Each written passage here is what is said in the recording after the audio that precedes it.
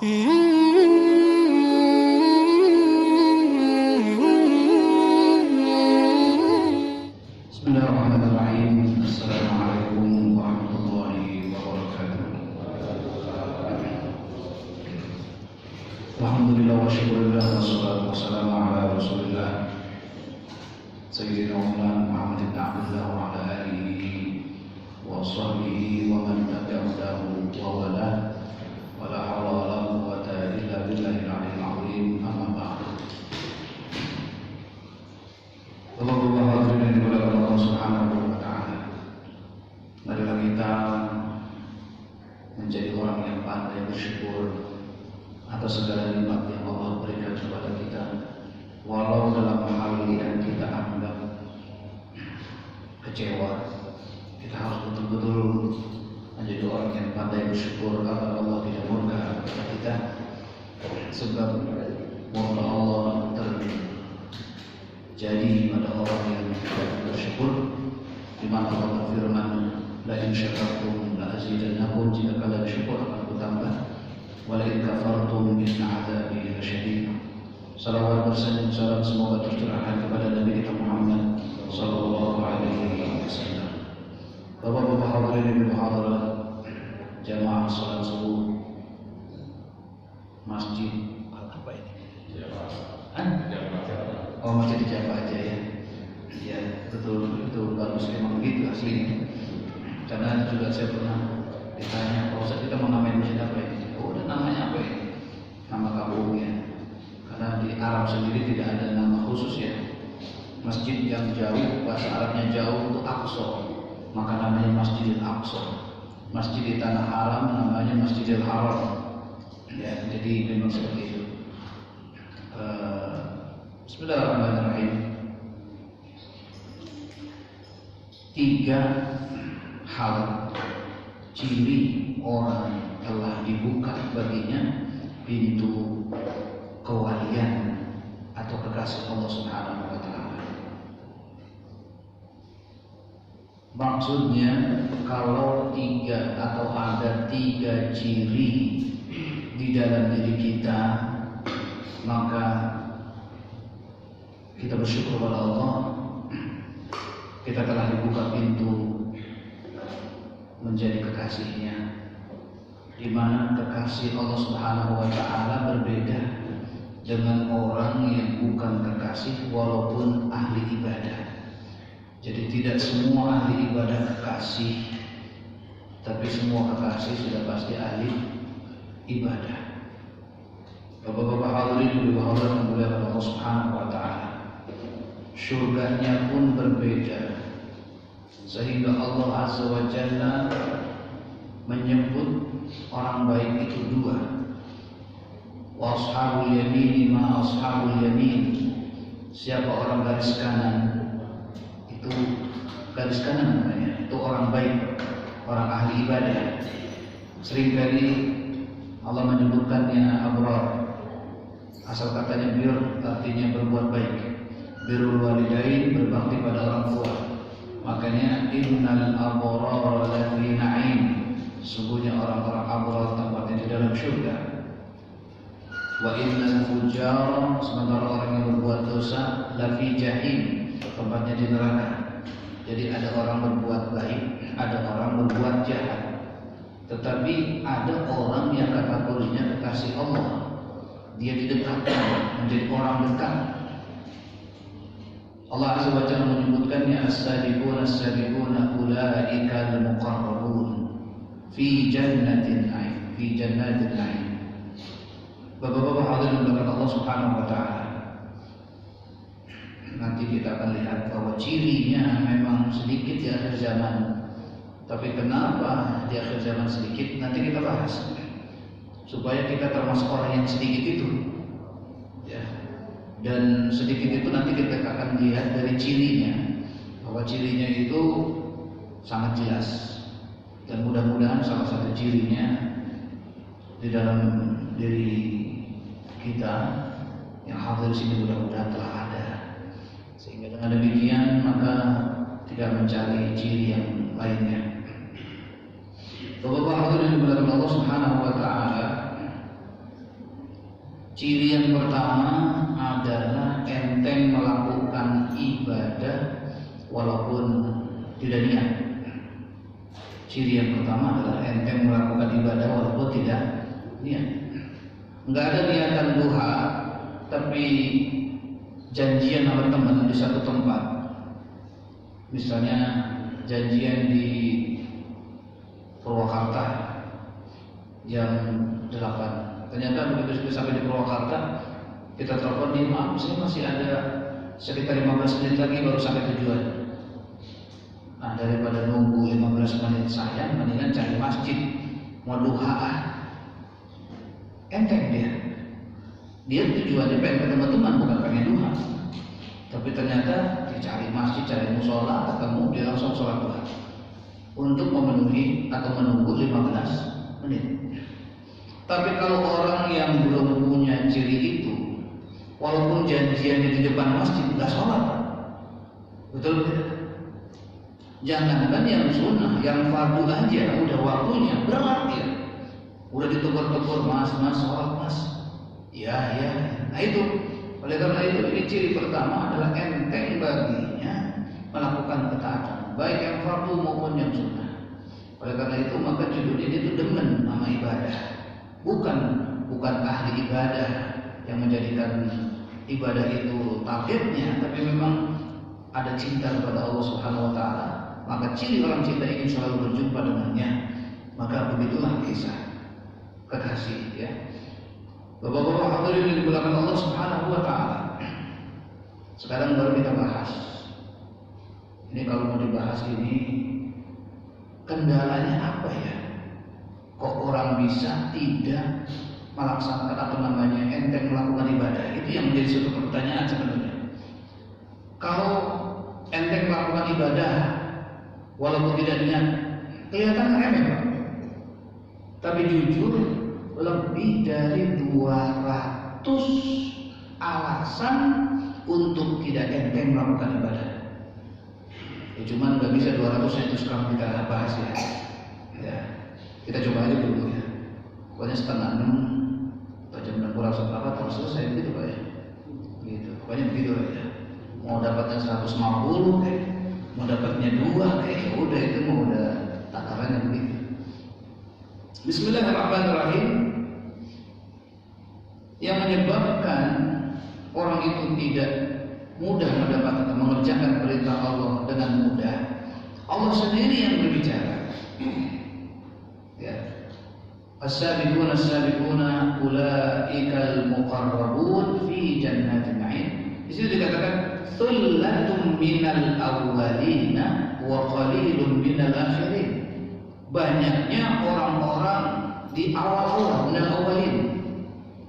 Jadi ada as-sabiqunal awwaluna minal muhajirin wal ansar. Ada as-sabiqunal akhirun. Mungkin ada orang yang bersegera tapi di akhir, mudah-mudahan kita bagian dari mereka. Ya, pokoknya di masjid pokoknya doa aja banyak kita. Allah yang mainkan itu ya. Karena kita itu lemah, kita makhluk. Kalau Allah udah pengen semuanya kan bisa mudah. Bapak-bapak itu dibilang Allah Subhanahu wa taala al-awwaluna ya. Jika tsatullatun minal awwalin, yang banyak orang-orang dulu, para sahabat ya, para tabi'in itu banyak. Wa qalilun minal akhirin, dan sedikit di akhir zaman. Lalu pertanyaan sedikitnya itu kenapa? Jelas-jelas Rasulullah SAW menyatakan ya, nanti Islam di akhir zaman lemah. Kalau para sahabat bertanya, min qillatin ya Rasulullah, apa jumlahnya sedikit? Qala la atau bala. Tidak, jumlahnya banyak. Rasulullah banyak. Terus kenapa kok lemah? Jumlah mereka begitu banyak. Indonesia mayoritas lemah. Nggak bisa menjadi hukum Islam itu menjadi yang pertama dan sebagainya. Gitu ya. Kenapa? Rasulullah menjawab, hubbud dunya wa karahiyatul maut, cinta dunia. Nah, cinta dunia ini penyakit hati. Cinta itu ada di hati, gitu. Maka penyakit di hati ini susah. Rasulullah Allah Azza wa Jalla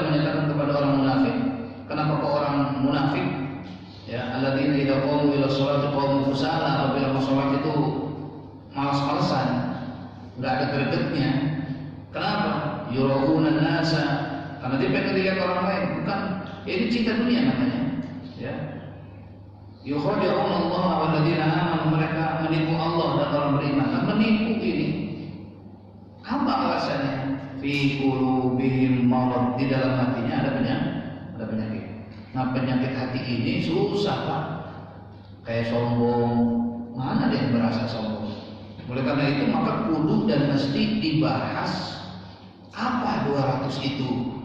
Karena 200 itu tidak satu pun yang sadar. 200 itu 200 alasan tadi itu nggak ada yang sadar, Pak. Sama dengan sombong. Sombong itu nggak ada yang sadar.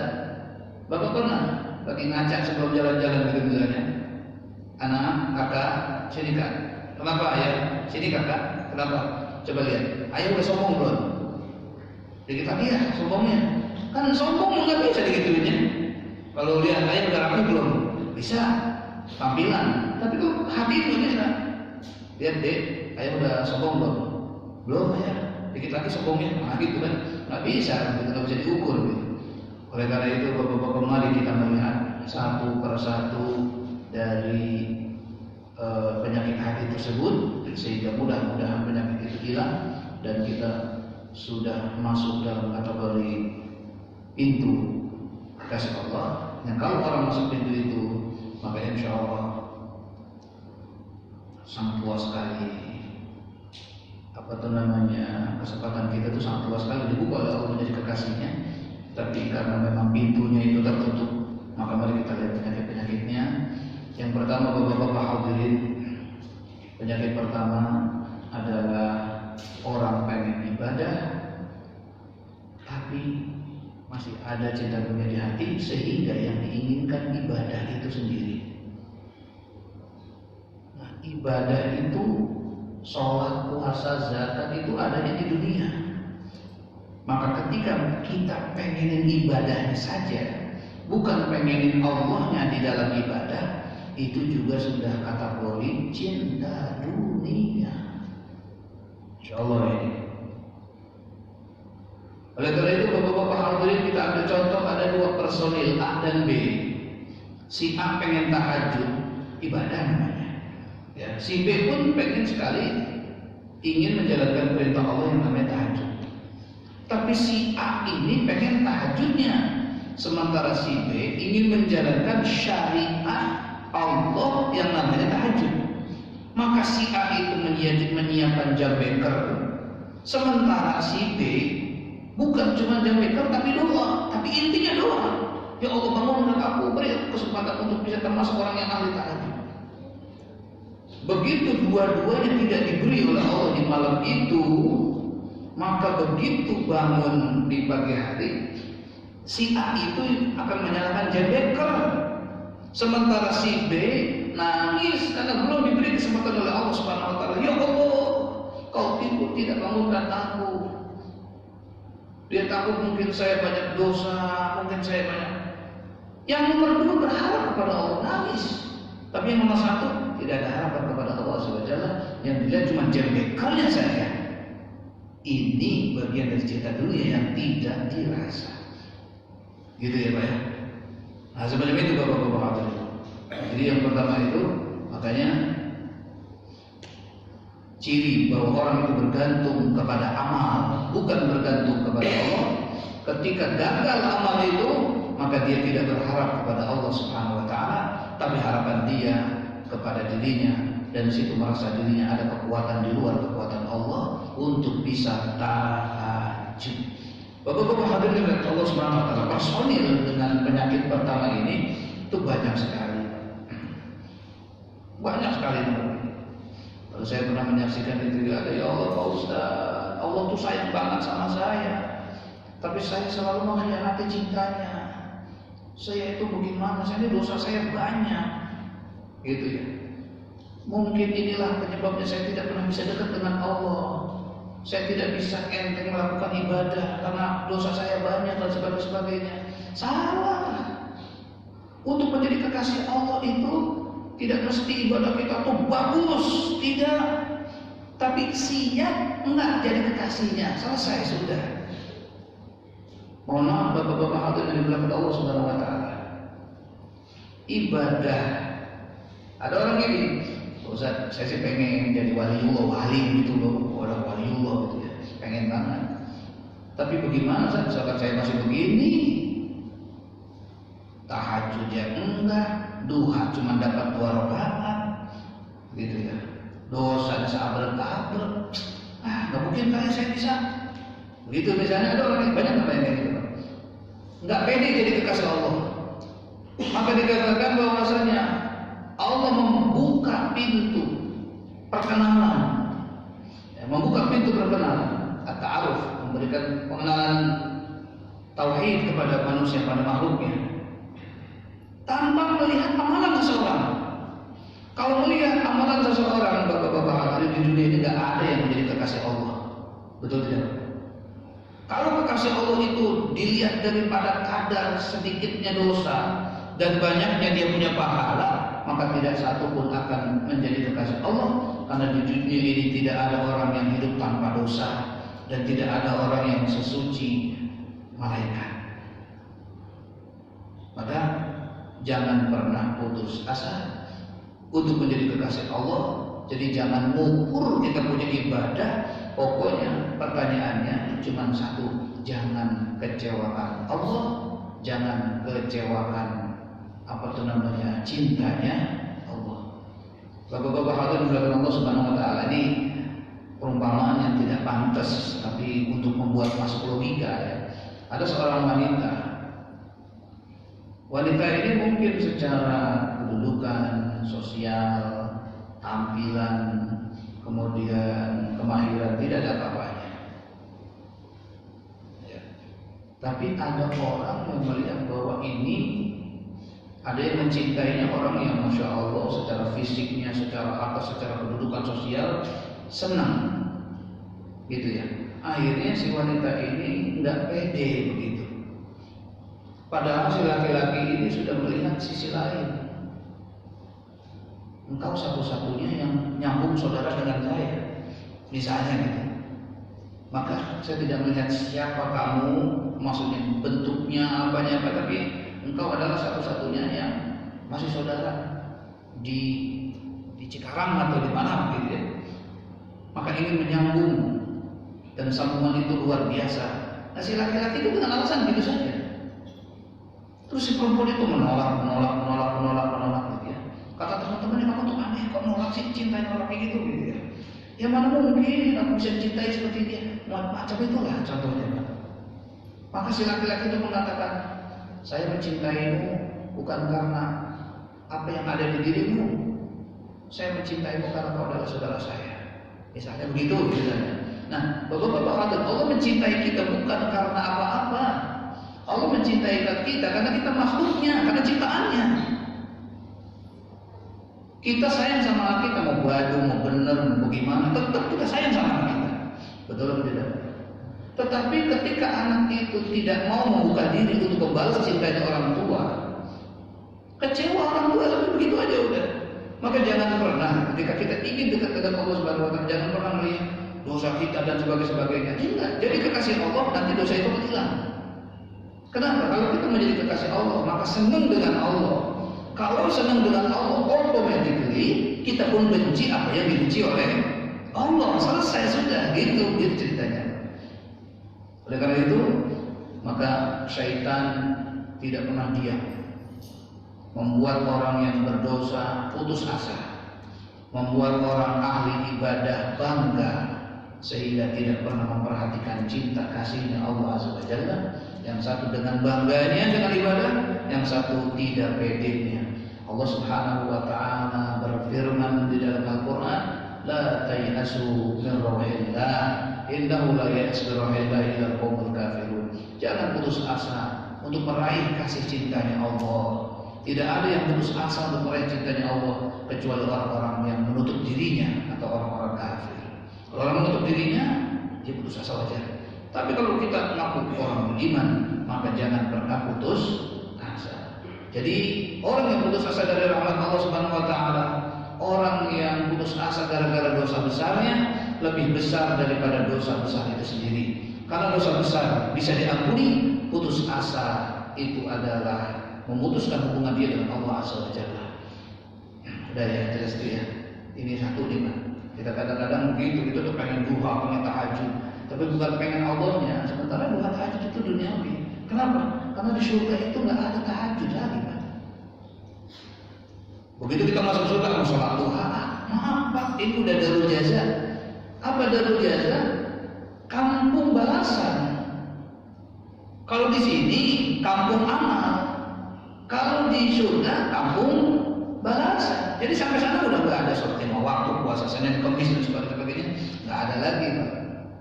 Begitu. Oh Pak Ustaz, apa kita bisa masuk surga? Terus masuk surga begitu? Yes. Bapak-bapak hadirin dimuliakan Allah Subhanahu Wa Taala, kita nggak usah jauh-jauh.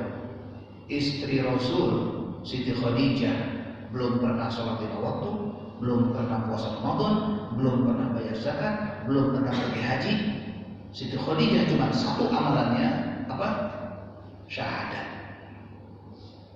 Pernah sholat tapi sholat 3 waktu karena belum kewajiban itu waktu itu. Bapak hadirin dimuliakan Allah Subhanahu Wa Taala. Rukun Islam cuma satu yang dilaksanakan. Bukan cuma sekedar masuk surga, tetapi sampai-sampai Jibril turun kepada Rasulullah, ya Rasulullah, sampaikan salamnya Allah. Barusan Allah memerintahkanku untuk menyampaikan salamnya kepada diriku, wahai Jibril, bukan. Sampaikan salam Allah kepada istrimu Siti Khadijah. Subhanallah. Sampai-sampai Allah nitip salam kepada Siti Khadijah dari Allah Azza wa Jalla, disampaikan oleh malaikat. Woi, kedudukannya tinggi. Oleh karena itu bukan itu benda gitu ya. Oleh karena itu sholat itu kerangka mati. Rohnya adalah ikhlas, cinta. Begitu. Maka orang yang sholat tanpa ikhlas ya, bagaikan jenazah atau manusia tanpa nyawa gitu ya. Sehingga bapak-bapak hadirin, ada orang datang suatu hari, Pak Ustaz, iya, kenapa hidup saya kok susah terus ya? Padahal saya sholat. Ya, kamu melaksanakan sholat, bukan mendirikan sholat. Melaksanakan sholat namanya sholat, yusolli, orangnya namanya musolli, jamaknya musallin. Orang musallin bisa celaka, fawailul lil musallin, gitu ya. Tapi kalau mendirikan sholat tidak celaka, tidak rugi, tidak mungkin orang mendirikan sholat sengsara. Makanya dikatakan itu orang takwa, orang takwa. Alif Lam Mim, dzalikal kitabul la raiba fihi hudal lil muttaqin. Siapa orang takwa? Alladzina yu'minuna bil ghaibi wa yuqimuna shalah. Mendirikan salat, bukan yusallun tapi yuqimuna shalah. Jadi yang mendirikan salat enggak ada wailunnya, celakanya enggak ada. Wailul lil musallin. Maka bapak-bapak hadirin, dunia yang pertama yang kita tidak anggap dunia adalah ritual. Ritual yang tidak diniatkan karena Allah tidak akan sampai kepada Allah Azza wa Jalla. Maka poin pertama itu juga bagian daripada cinta dunia, bapak-bapak hadirin yang dimuliakan Allah Subhanahu wa Ta'ala. Tapi jangan pernah meninggalkan, apalagi yang fardu ya. Saat saya agak sholat dulu, kenapa? Takut cinta dunia. Ya enggak juga, gitu ya. Tapi saya belum khusyuk, belum mendirikan sholat, Pak Ustaz, enggak apa-apa. Menggugurkan kewajiban boleh, ya boleh, daripada tidak ada musibah. Itu namanya sudah kawai paling rendah. Tapi orang yang semacam itu yang belum ada ruhnya di dalam sholat, maka orang itu masuk kategorinya ahli ibadah. Bahasa Arabnya abror. Masuk surga Pak Ustaz? Masuk surga. Innal abror lafi na'im. Orang abror tempatnya di dalam na'im, surga, tempat kenikmatan. Cuman dia belum dibukakan pintu kekasih, dia belum masuk kategori kekasih Allah. Itu saja itu. Jadi penyebabnya cinta dunia, dan cinta dunianya sama. Itu yang pertama. Kemudian yang kedua, berapa lagi Pak?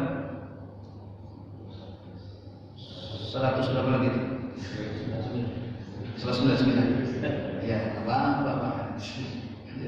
Ini bener banget itu. Nomor 1 itu bener-bener banget. Karena kenapa? Dipaksa one day one juice bagus, alhamdulillah. Tapi itu kan training. Kedepannya jangan cuma sekedar itu rutinitas. Coba kedepannya sebagai tanda kasih cinta Allah, sebagai tanda syukur kepada Allah Subhanahu Wa Taala. Karena para nabi itu semua mengamalkan ibadah itu cuma tanda syukur. Dikit lagi kita masuk Muharram, 10 Muharram ada puasa. Puasa 10 Muharram. Itu puasa apa sih? Nabi Musa diselamatkan dari kejaran Firaun. Pada begitu selesai dikejar Firaun, kemudian bertanya pada kaumnya, ya kaumi, wahai kaumku, tanggal berapa saat ini? Udah saat ini. Tanggal berapa ini? 10. 10 apa? Muharram. Ingat Bani Israel, setiap 10 Muharram kita puasa. Sebagai tanda syukur kita diselamatkan oleh Allah dari kejaran Firaun. Jadi tanda syukur. Rasulullah SAW sampai bengkak. Kemudian Siti Aisyah bertanya, kenapa sampai bengkak padahal sudah dijamin surga? Begitu. Maka Rasulullah menjawab, tidak pantas aku menjadi hamba yang bersyukur. Maka sholatnya para nabi, sholatnya kasih Allah, semuanya mengekspresikan syukur. Begitu. Nah kalau sholat tadi kita sholat cuma menggugurkan kewajiban, ya itu kasihan malaikat. Kata malaikat, mana ekspresimu? Nggak ada ekspresinya Allah. Kata malaikat yang satu jelek kali dong itu tampilannya. Nah, kenapa? Kalau orang sholat ada ekspresinya, bagus. Ya Allah, dibaca memberikan banyak banget. Ada. Coba lah Bapak bayangkan orang sholat nggak pakai ekspresi. Gitu ya. Lihat imam lama dikit, lama aja, gitu ya. Imam cepat, nah begini dong, nah begitu jadinya ya. Ya karena tidak ada ekspresinya, gitu, tidak mengungkap apa-apa. Nah gitu. Bapak-bapak hadirin, orang yang sholat mengungkap sesuatu, subhanallah, masuk kategori timunas sholat, problematikanya copot Pak, copot problematikanya. Jadi dulu pernah saya cerita juga di sini, karena dulu saya di sini awal pertama kali ya. Ada pengajian kalau tidak salah. Bapak-bapak hadirin dimuliakan Allah Subhanahu Wa Taala. Saya pernah mengatakan bahwa dulu ada orang datang waktu ngaji begini, ada orang datang, Pak Ustaz, gitu ya. Emang kalau saya sholat, emang kalau saya ngaji di belakang ngaji, emang kalau saya ngaji problematika saya hilang? Oh iya. Masalah saya semua copot? Iya. Ya gitu. Masalah saya utang Pak Ustaz? Bisa, saya bilang gitu. Utang saya banyak? Bisa. Oke, saya ngaji dah. Tapi utang saya beres ya. Siap, sebenarnya gitu ya. Karena kenapa Pak? Surat Ibrahim ayat 7. Wa ta'adzana rabbukum la in syakartum la azidannakum. Jika kau bersyukur aku akan tambah. Kan gitu. Nah, sholat yang mengekspresikan syukur itu takwa. Tadi surat Al-Baqarah ya. Dan orang yang bertakwa di dalam surat Al-Baqarah, Allah pasti akan berikan jalan keluar dari segala arah yang tidak disangka-sangka. Jadi bagaimana caranya supaya dia dapat rezeki dari arah yang tidak disangka dan dapat solusi dari dari Allah? Yaitu surat Al-Talaq ayat 2 ayat 3. Caranya adalah ada ekspresinya dalam sholat. Kalau orang sholat ada ekspresinya, maka orang itu mendirikan sholat. Sudah, begitu dia datang, oke Pak Ustaz, kalau begitu saya siap. Tapi saya mandi dulu, dia mandi pakai koko, kalau datang beres kerja beres. Gitu. Caranya bagaimana? 10 menit sebelum sholat. Itu kan azan, habis azan kan masih ada 10 menit sebelum sholat. Ente sebutin nikmat yang kau berikan. Masya Allah. Kalau waktu jerkus itu aja. Biar kau ungkap semua tangisanmu dalam sholat. Subhanallah dilakukan Pak. Akhirnya setiap sholat menangis, merasakan Allah betapa besarnya nikmat yang kau berikan. Nah sekarang kira-kira orang semacam itu mendirikan sholat tidak? Subhanallah, nggak sampai 1 bulan seluruh hutang-hutang yang harus dibereskan oleh Allah Subhanahu Wa Taala. Nah begitu Pak. Saya cuma bilang Quran aja, karena janji Allah tidak pernah akan diingkari oleh Allah. Innallaha la yukhliful mi'ad. Begitu selesai. Nah ini namanya mendirikan sholat. Ya mudah-mudahan kita perbaiki lagi sholat kita. Ya. Perbaikilah hidup kita dengan ibadah, dan perbaiki ibadah kita dengan ikhlas, dan perbaiki ikhlas kita. Ikhlas ini perlu diperbaiki dengan tidak punya rasa apa-apa kemampuan, kecuali kemampuan itu dari Allah Azza wa Jalla. Maka begitu masuk ke masjid, kita ngomong alhamdulillahilladzi hadana li hadza wa ma kunna linahtadiya laula an hadana Allah. Masuk ke masjid, segala puji bagi Allah yang kasih hidayah. Kalau Allah enggak kasih hidayah, enggak mungkin kita bisa ke masjid. Saya bisa ke masjid bukan gara-gara jam beker. Saya bisa ke masjid bukan gara-gara saya hebat punya kaki bisa berjalan, tetapi atas hidayah. Kalau Allah tidak berhidayah, nggak mungkin saya bisa berangkat ke masjid. Kalau kita mengatakan demikian, maka kita telah dibukakan pintu atau penyebab daripada pintu kewalian. Insya Allah setelah itu ente. Kalau semuanya dibalikin ke Allah, tidak ada yang kuasa kecuali Allah, tidak ada yang kaya kecuali Allah, tidak ada yang hebat kecuali Allah. Nah, orang yang begitu nanti sebenarnya itu adalah terjemahan daripada la haula wala quwata illa billah, satu pintu. Ketika la haula wala quwata illa billah mental kita, maka tampaklah di dalam ruangan itu la ilaha illallah. Itu berapa tadi? Satu ya? Satu apa dua ya? Yang keduanya apa? Masih satu, Pak. Apa itu nomor satu? Jangan menuhankan ibadah, tetapi jadikanlah itu media mensyukuri nikmat Allah. Nomor dua, sekarang nomor dua ya. Coba kita lihat jam dulu ya. Masih ada 15 menit atau 20 menit lah. Bismillahirrahmanirrahim. Bapak hadirin dimuliakan Allah Subhanahu wa taala, masuk yang kedua supaya berkurang dari 200 menjadi 198.